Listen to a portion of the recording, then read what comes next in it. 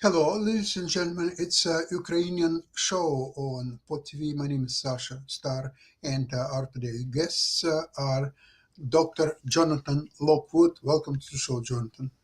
Thank you, Sasha. Glad to be here as always. Great to have you. And our man in Kiev, Ivan Kucherenko. Welcome to the show, Ivan. Hello, Sasha. Hello, Jonathan. Glad to be here today. Ivan, so let's start with you. What is impression on you and people in Kiev are this latest negotiations? And I don't want to go into what's happening on the front lines because it's a complete disaster for Russia, and the Ukrainians are now. That's good news. Putin invited a journalist to visit Kupiansk and to see how Russians are controlling it. But instead of that, President Zelensky visited Kupiansk. And, it's going great for us. Going great for the Ukrainians. Yeah. Maybe there is another city or village. Yeah, but Putin was in creating new cities which actually not existing in Ukraine, like Komsomolsk or something. Yeah, that's right. Yeah, but people in Ukraine actually are pretty cautious about the negotiation process, and the recent sociology research gives the numbers that majority of Ukrainians, like 64%, are eager to fight as long as it's needed for a peace to be on the conditions which will not look like the capitulation to Russia, and which will not award the aggressor. The majority still are supporting President Zelensky. His level of support is like 61%. So the majority of Ukrainians are supporting him. That number decreased after that issue with corruption issue, but after he fired Yermak, his support raised again. So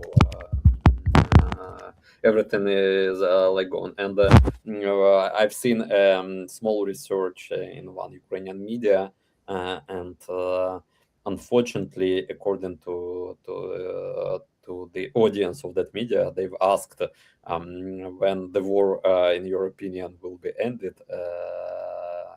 different time frames, and majority, like 50% of that media audience believe, of Ukrainians believe that the war will end not earlier than in 2027. Like 50%, 20% believe that it will be like the second half of 2026. Like 50% believe that it will be like the first half of 2026, and someone believe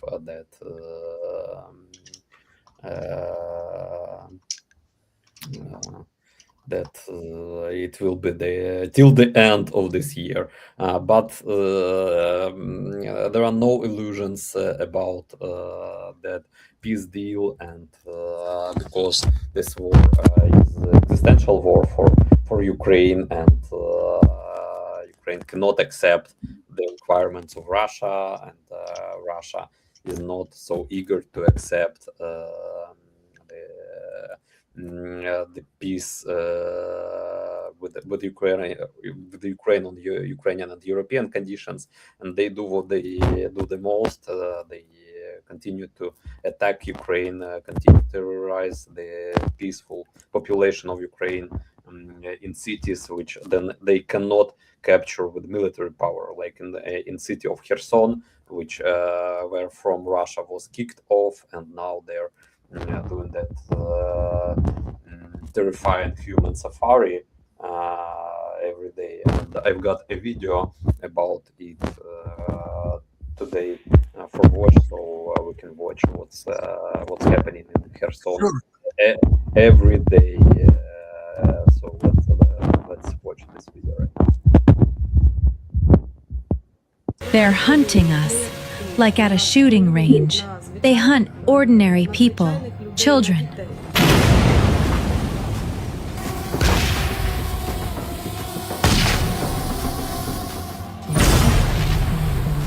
Human safari, that's what's happening. I was going to church and I heard buzzing. I raised my head and what I saw were 5 drones right above me.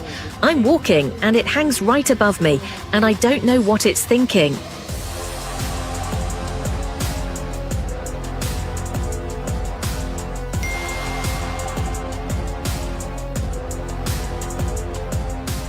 I heard the first explosion, and then the second. It was approaching me, and then the third explosion happened right at my feet.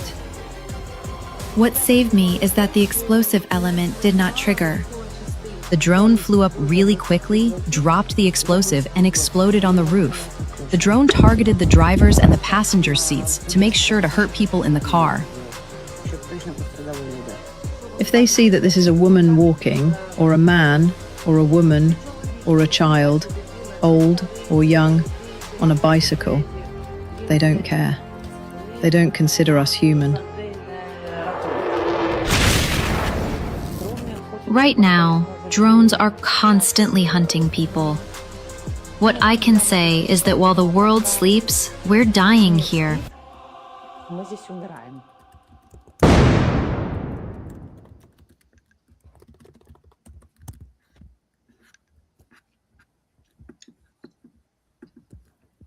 Now that is terrifying. Yeah, yes, it is. And I'm surprised that there are no more voices from the West to warn Putin about the impossible effects of this type of war strategy, which is purely criminal, saying that any country in the world, if they would try to do something what Russia is doing now, it would be obviously protested, it would be international council would have been created to deal with such strategies, the tactics of war, which are using now Russians. And now I have a question. When Germans have the Blitz on London, killing so many civilians, and in return, Britain from time to time tried their own attacks in Germany, killing civilians sometimes, and they didn't explore this possibility much larger terms, but they did try something that would affect, of course, Germans. Jonathan, what's wrong for Ukraine using this same tactic? You're not coming through clearly. There's interference with what you just said. Yeah. Your transmission's not coming through clearly. But I understand what you say. What is wrong with Ukraine not doing this, doing the same thing? Well, what Ukraine is doing is they are quite properly taking the fight to Russia. They are demonstrating to the Russian leadership and to the Russian people, by extension, that they cannot carry out their attacks of terror against the Ukrainian people, the Ukrainian civilians, without suffering comparable consequences. The Ukrainians will not deliberately target Russian civilians. They don't need to do that. The Ukrainians can quite properly and profitably for its war effort, target Russian infrastructure. They can target Russian soldiers very accurately. They can target the supply lines. They can target the oil. They can target everything that enables Russia to fight. And they can do so and still be considered perfectly moral and defensible and logical. They do not have to stoop to Russia's level. They do not to the level of the Russian leadership that simply sees killing Ukrainians as sport or as that human safari that you mentioned. Yeah. While it is very unfortunate that the Russian leadership thinks that acting in this manner is okay, that does not mean that the Ukrainians have to follow suit. They do not have to do the same thing. They can still hit Russia where it hurts. They can hit them in their economy. They can hit them in their war-making ability. And if the Russians insist on engaging in these mass human wave assaults, or what you call meat attacks, then the Ukrainians are perfectly justified in saying, okay, bring it on. We'll kill as many Russians as you send over. And they're killing about 30,000 Russians a month. That's what Zelensky himself just admitted. Right. I'm wondering, with all these crimes that Russia is committing now, and what's the beginning of the war, if you remember, Bucha and other atrocities, how then U.S. is considering to bringing Russia back to G8 and bring back to civilization and rebuild it and have business with her, so on. Trump is worth around $5 billion. Does he still give or take $1 billion? I mean, that number varies a lot. So, I mean, Sasha, once you pass $1 billion, you're in the realm of the abstract. It is an abstraction. It's not really comprehensible. It's at that point you're basically just competing for prestige, in my opinion, because there's no meaningful reason to have over $1 billion. There's no meaningful logical reason. Well, as C.S. Lewis once pointed out, he named a figure when he wrote during the 1960s. Something like about over $100,000 or the equivalent of 100,000 something. Once you satisfied all your basic needs, everything else is an abstraction. You basically you have all you really need. Why are you continuing? Because the Bible says the love of money is the root of all evil. Not money itself. Money is neutral. Money is an instrument. But it is the love of money. It's the obsession with acquiring more and more money. That is what leads to commission of greater and greater evil. So I would say that and President Trump's, I won't call it an obsession. I would call it his mindset of economics, the mindset of a businessman, not a politician. As I said before on previous programs, that the Trump administration is operating on an economic strategy mindset, that everyone in principle is willing to make a deal on certain issues. Everyone is open to negotiation. Okay, that's an interesting premise.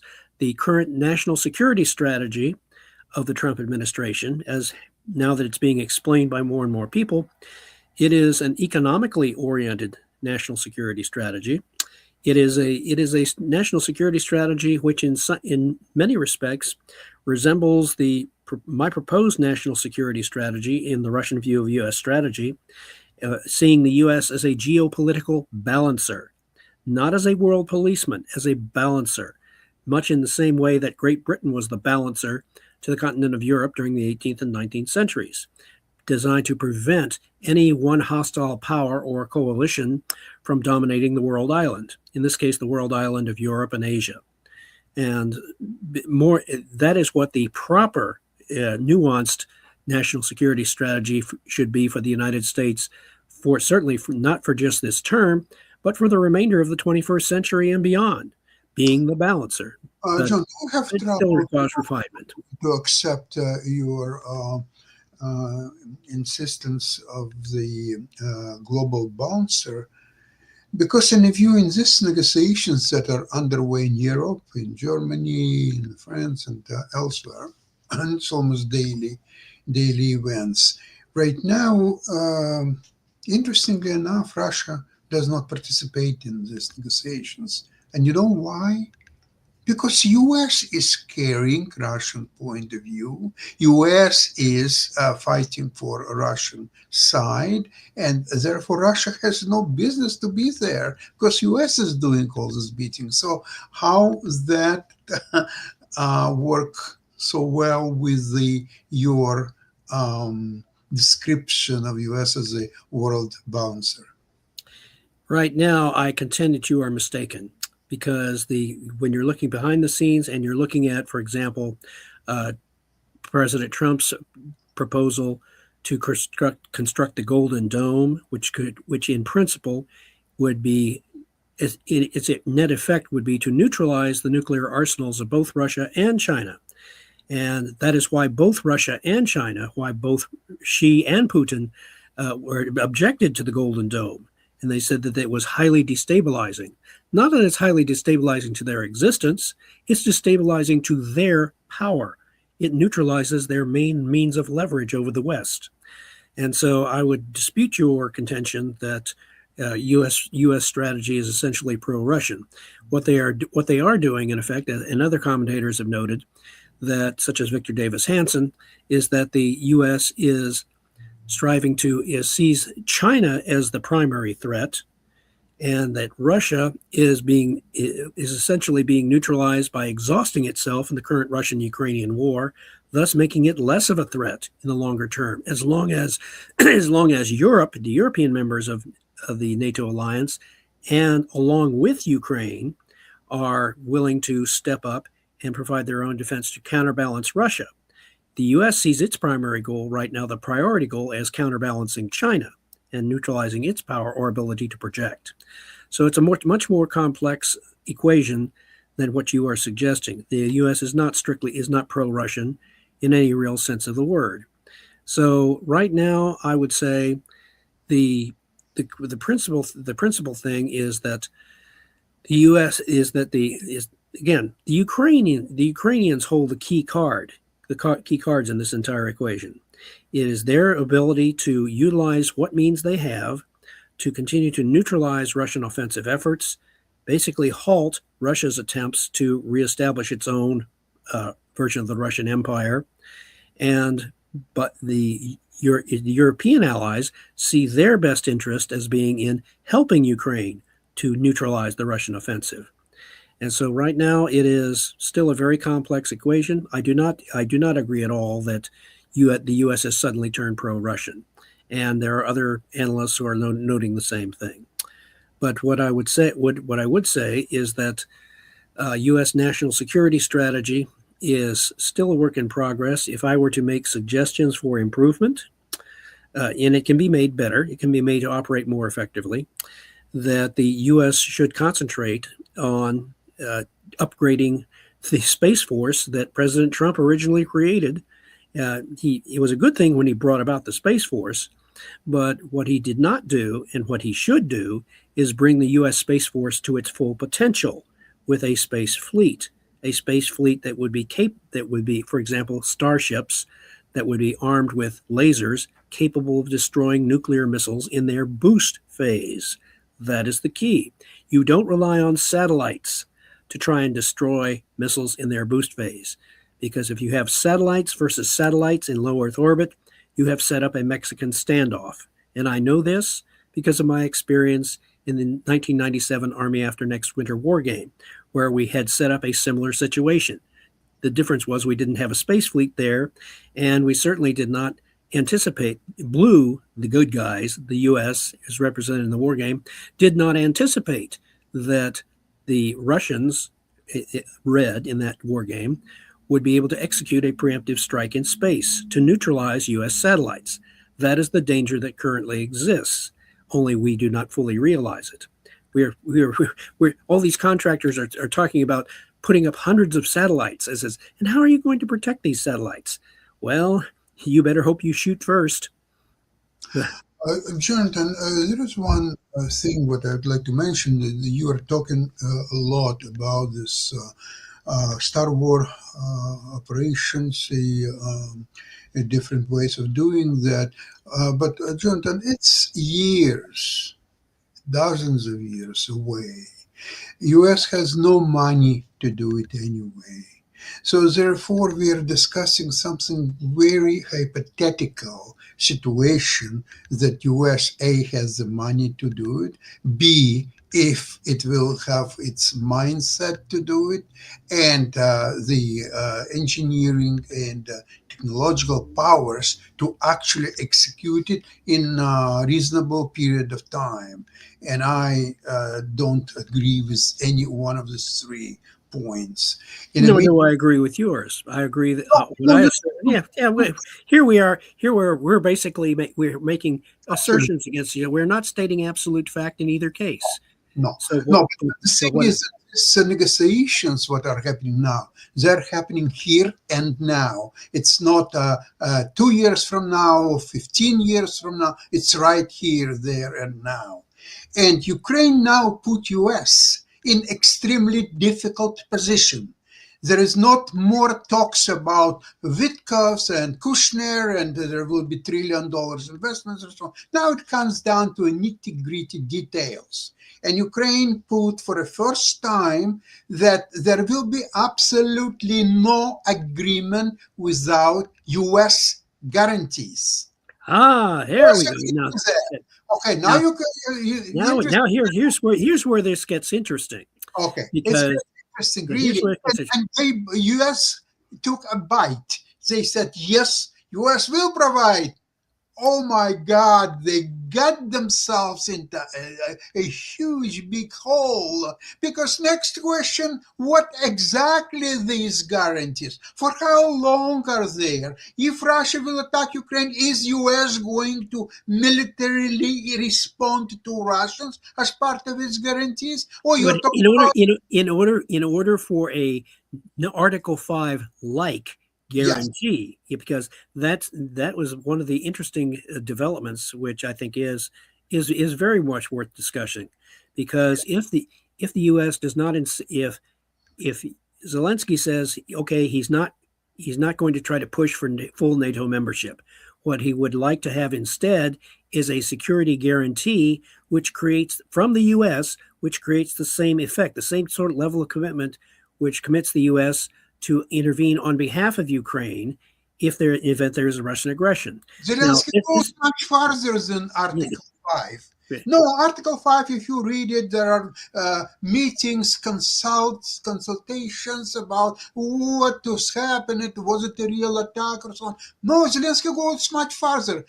Russia attacks Ukraine immediately, responds, and it has to be spelled out and ratified by Congress. And Ukraine will not do anything before all that will be ratified by Congress.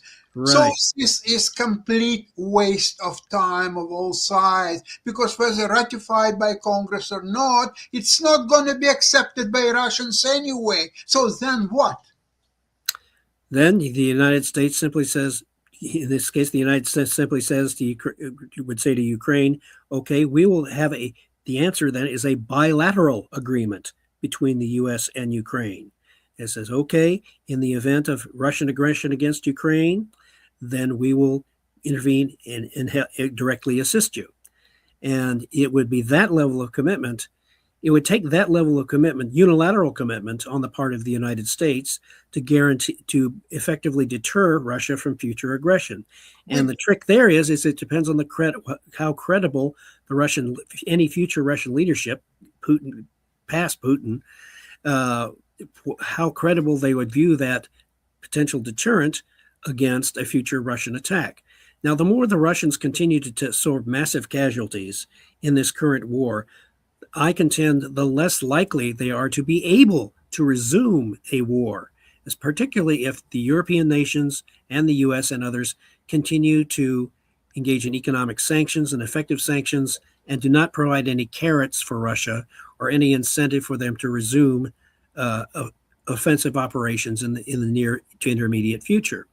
So right now, it is it is a very fascinating move that Zelensky has made, willing to, okay, I won't agree, I won't try to commit to NATO, full NATO membership, but what he does rightly insist upon is security guarantees, which are far better and far more enforceable and credible than the so-called 1994 agreement. Okay, if we can't have nuclear weapons, at least let us have a firm U.S. commitment to the future security of Ukraine, because that's what they did not really have in the 1994 agreement. Yeah, President Clinton was too eager to conclude an agreement which turned over nuclear weapons back to control of the Russian Federation, and we saw what the results of that were. So in this case, I would say that Zelensky has made a very correct move. And again, worthy another 2 exclamation points by that move. Okay, excellent move. Okay. Yeah. And the excellent move, and so forth. It basically nudges the U.S. and says, okay, if you want this peace, it has to be a clearly enforceable peace, which clearly deters and discourages Russia from any near-term resumption of its aggression against Ukraine. So it's a fascinating contest. Right. Jonathan, but I'd like to mention how skillful Zelensky was about his timing. Oh yeah, no, I admire that. I He like was it. waiting until the last moment. He consolidated European powers, and all at the very last moment when Kushner says it's 90% done, it's all there. He says, but wait. One small little detail. Okay, gentlemen, let's talk about business now. And I think it was ambushed by Zelensky. Nobody expected that. No. I certainly wasn't expecting him to say, okay, we won't bother with NATO membership, but let's just have a firm security guarantee from the United States. So U.S. playing cool. Zelensky is a good boy. He knows what to do and what not to. Okay, we've done this. Okay, let's sign and proceed.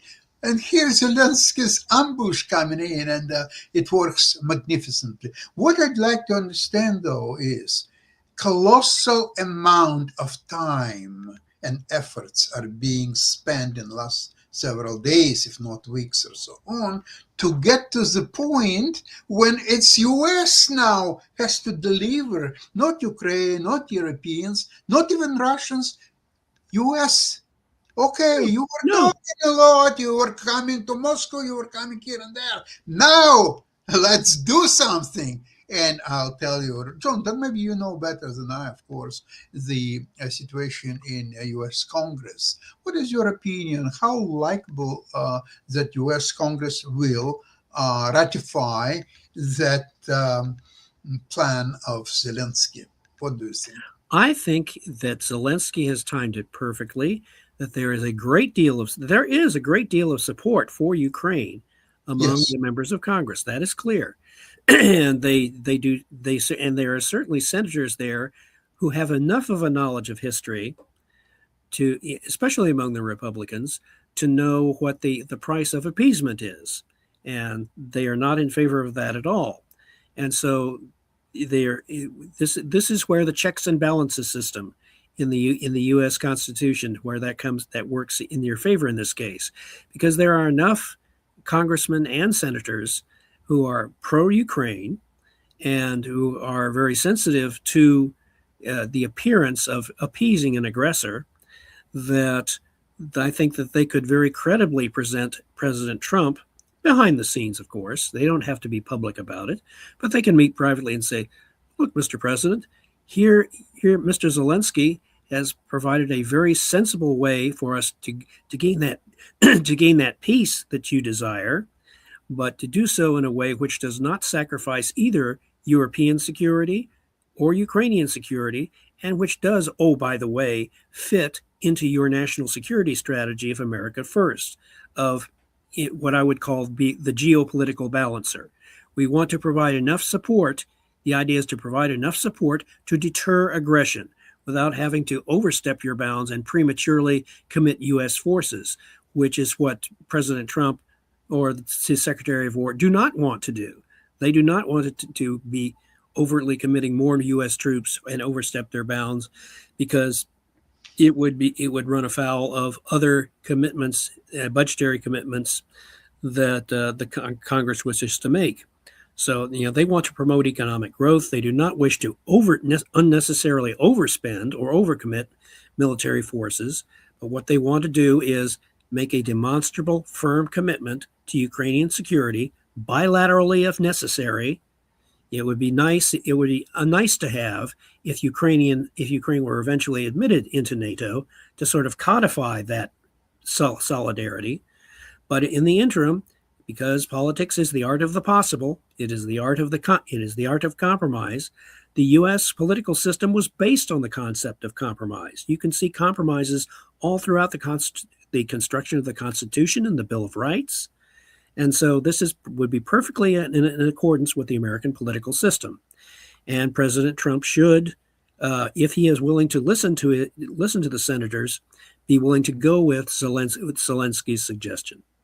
John Donne, right now, he has no need to listen to senators or congressmen or whoever.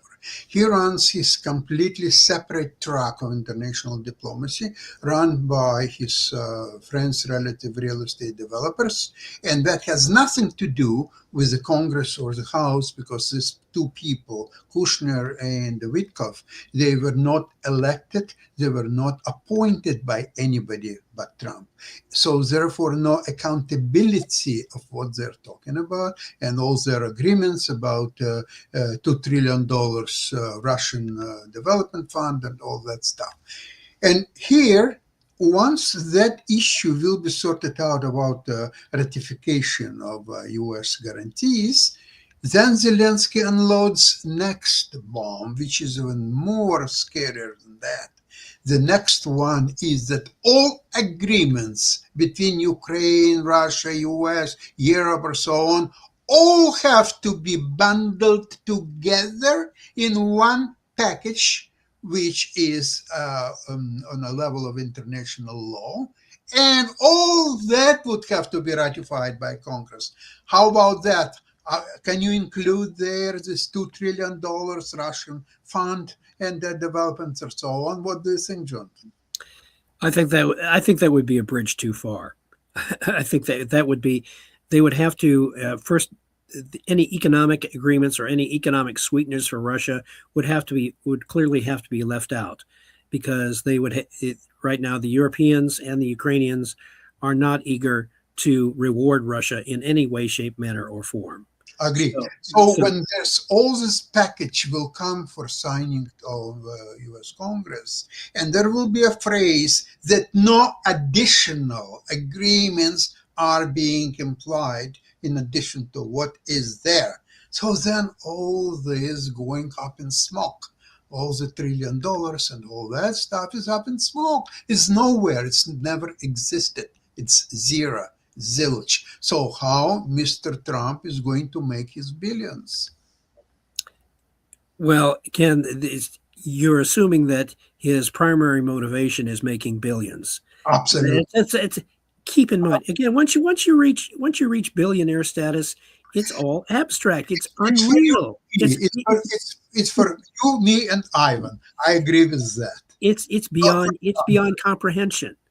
So realistically, I mean, that's again, once you get past a certain threshold of money that clearly exceeds your needs and your wants, then it's all an abstraction. And President Trump would say, oh well, that's a couple $1 trillion I'm not going to worry about seeing in my lifetime. But because I would contend that his desire is to be remembered as a great president. He does not want to be remembered as a president who was so obsessed with making more money that he was willing to sacrifice peace, security, or the welfare of other nations. So I have a feeling that eventually his desire to be remembered as a great president and to be mindful of his legacy is going to exceed his desire to make a profitable deal. Interesting point of view, and maybe you're right, Jonathan. I'm not going to fight. Well, actually, one of the things that I like to point out is I like to remind people of what the Chancellor Otto von Bismarck once said, And he said, "There is a providence which looks out for children, drunkards, and the United States of America." even he, yeah, and he was saying, God must be watching over the United States for some reason. I don't know why, but You know, he also said one interesting thing, that there is no such thing as Russian Empire without Ukraine.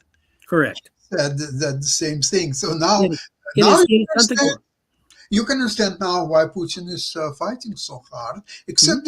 Except that if he wouldn't bombard Ukrainian cities and killing innocent people, if it would be only restricted to front lines, Ukraine would never agree to any peace, because they are taking over on the front lines everywhere.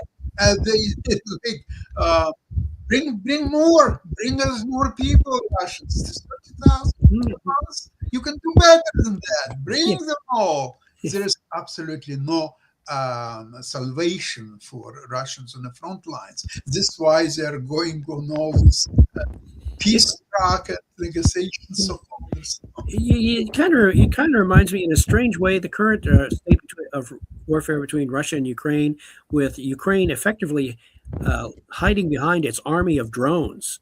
And they are effectively using their army of drones to take out the Russians. The Ukrainians may talk about the human safaris that the Russians are engaging in, but the Ukrainians are much more effective with their use of drones, both in deep attacks against Russia as well as on the front lines. It reminds me, oddly enough, of that heavyweight boxing match many years ago in 1974 between Muhammad Ali and George Foreman. George Foreman was a very formidable, powerful puncher. His fights were usually very short, and he went up against Muhammad Ali, and Muhammad Ali leaned up against the ropes and just let Foreman punch away, because Ali could block his punches. And Foreman exhausted himself punching away at Muhammad Ali. And in the 8th round, Foreman came out and threw a rather weak punch at Muhammad Ali. And Muhammad purportedly said to him, "Is that all you have left?" And then he came off the ropes and promptly knocked out George Foreman. And this is what the Ukrainians are doing. The Ukrainians are letting the Russians punch themselves out into exhaustion. And pretty soon, as I project, there will come a point where the Ukrainians will effectively say to the Russians, "Is that all you have left?" And then they will throw their counterpunch and retake the Crimea. And that will militarily deliver a very solid body blow to the Russians' desire for attaining any meaningful military victory in this war. Well, gentlemen, I think it's a very interesting discussion today. Ivan, your last word, please. Oh, yes, please. Yeah, I agree with Jonathan, and I recently have view a pretty nice interview of Ukrainian General Volodymyr Gavrilov, who was in team of Zaluzhny during the first stage of Russian invasion to Ukraine, and he said a pretty nice words about that what it's hard to understand to Trump administration and his team, because even in his recent statement, Trump said that of course Russia has more cards in this game because they're bigger, they have more resources, more powerful, but it's hard to understand for Trump, for his advisors, that war has changed. And in the modern war, the size, the resources, the number of people actually doesn't matter. That Ukraine is pretty successfully can stand over the larger army, and that Russia cannot occupy the Donetsk region for years, but it was the first goal of their so-called special military operation to occupy the Donetsk region. They cannot achieve this goal for more than 3 years already, and Ukrainian analysts estimated that it will have at least 3 more years to Russia to occupy the Donetsk region. That's why they want to get it for free with the assistance of Trump administration, and not to pay that high price which they are paying for every square kilometer of Donetsk where they have to advance in this kind of mid-grinder attack. When on every Russian soldier there is dozens of drones, where corpses of Russian soldier they are just lying on every 100 meters of the Ukrainian soil, and they are just they have not any other tactics. And actually, Ukrainian Chief Commander Syrsky said that that Russian army is not increasing. Their army in Ukraine, which they use for offensive, it's like 700,000 soldiers, and it's not increasing despite all Russian attempts to mobilize more and more Russian people into army, that they at least can hire as many, recruit as many soldiers as being killed by Ukrainians. So the number of Russian army is pretty stale. So I and a lot of Ukrainians, as we discussed in the beginning of our today's show, are not agreeing with President Trump that Russia has cards in Ukraine. They may have cards, but they're low-value cards. They're like 2s, 3s, and 4s. You're playing, and the Ukrainians are holding kings and queens and aces. And you think you're going to outbid Ukraine on that? No. If this is a card game, I mean, Ukraine is actually holding the higher value cards, and they are draining the Russians at a much greater rate. So I would agree that basically what I have described on more than one occasion as the so-called correlation of forces that Soviet leadership used to talk about. The correlation of forces is steadily moving in favor of Ukraine, and has been for quite some time. John, I'm still puzzled about one thing. So there are organizations in Moscow, in Berlin, in Europe, and elsewhere. And now it's quite obvious will not be able to get their hand on the Russian $250 billion money in Europe. US is unable to do it because the European Union said it's out of discussion. And you can hold it anyway. So whatever will support the US Congress, it's not going to be part of signing. It's not part of a signing, it's nothing, it's air. So now we are waiting for the US reaction of all these US guarantees ratified by US Congress. Waiting for that. But my question is this, though. That will be sorted out and agreed upon, and the verbiage, and everything is prepared. All the 5 documents are ready for signing, and the Congress is prepared to ratify it. And Putin said one word: "Нет."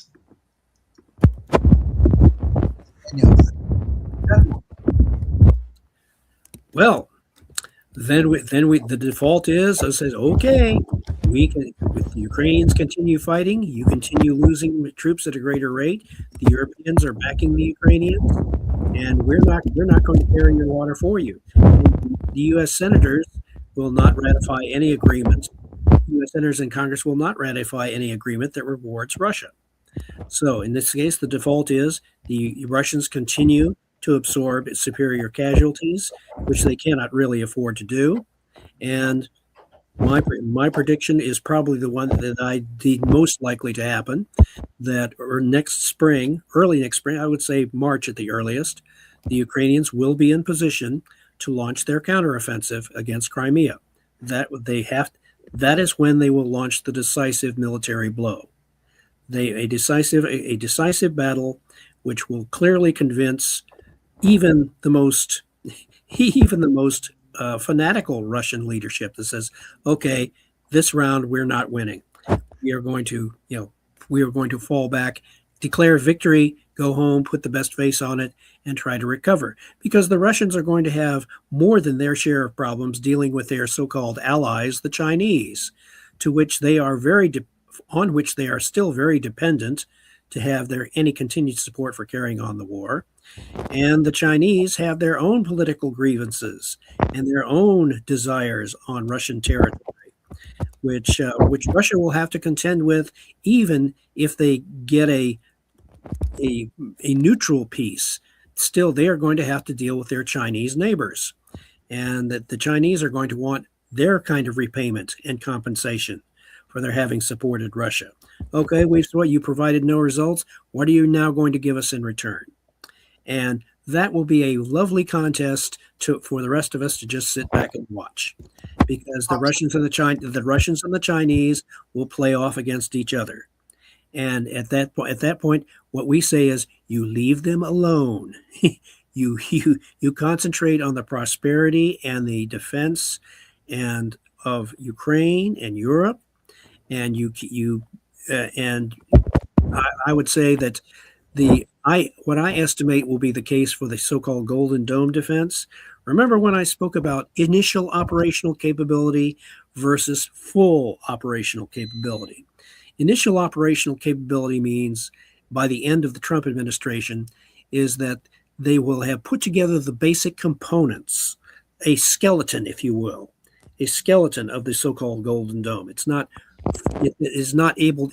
An initial operational capability means it could block a certain unknown percentage of nuclear missiles in their boost phase, using either a combination of satellites, starships, what have you. Initial operational capability is satisfy the minimum requirement. Full operational capability is much more robust. That would mean it could neutralize nearly 100% of nuclear missiles. So somewhere between initial operational capability and full operational capability, I would agree with you that full operational capability would take years, years beyond the Trump administration. What I think the Trump administration would be gunning for, just to be able to say that they constructed it, is initial operational capability. They must have the skeleton in place, the basic components required to execute it. Okay. And so anyway, for US, I think for Trump, the first step is to construction of the ballroom in the White House. This is he's getting a lot of that through private funding. He's not using taxpayer money. He's using his own money plus those of his billionaire friends who might want to contribute. That's totally separate. That's cosmetic. And okay, a few months from now, they will ask Donald, "Where's our ballroom? What's happening to that?" Well, yeah. Well, he has his pride to think about. He says, "I want my ballroom, doggone it." Can at least get the ballroom renovated and so forth, so he can at least have he would want to have a celebration in his new ballroom for the White House before the end of his second term. Okay, considering that the man has had 2 assassination attempts, numerous attempts to put him in jail, numerous attempts to convict him of various and sundry things. Okay, all right. As compensation, we'll let you complete your ballroom. Okay, we're not going to assassinate you. We're not going to try throwing you in jail and all these other things. And so you have to take the whole thing in perspective. Okay, Jonathan, I agree with that.